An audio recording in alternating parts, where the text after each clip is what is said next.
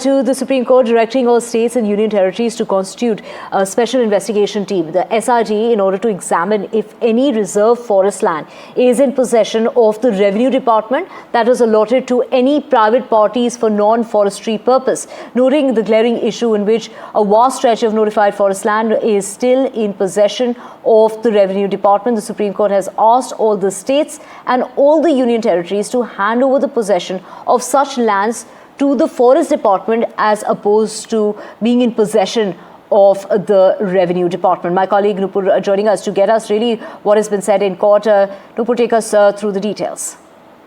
Well, Divya, this was in fact a very peculiar case where the top court has even observed that this is a classic case of how nexus between politicians and bureaucrats and builders leads to diversion of forest land in the name of settlement to persons from backward classes. So in this case, what happened was there was this one Chavan family who were given the land on lease for agricultural purposes, as their own land was previously taken up by the government. So this was under one scheme where they were allowed to do agriculture on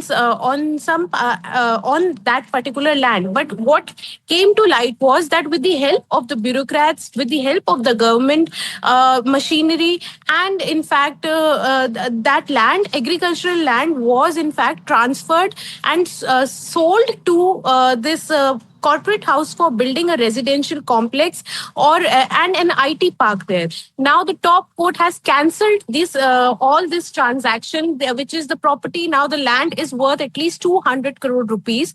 While dealing with this case, now the top court has in fact issued general directions for all union territories and states to ascertain that if there are any such forest land, reserved forest land that have been diverted to corporates for any other commercial use, and to make sure that they are returned back to Forest Department within 1 year. And for that purpose, they have directed them to constitute special investigation team to carry out investigation as to if there has been a diversion of such forest reserved lands.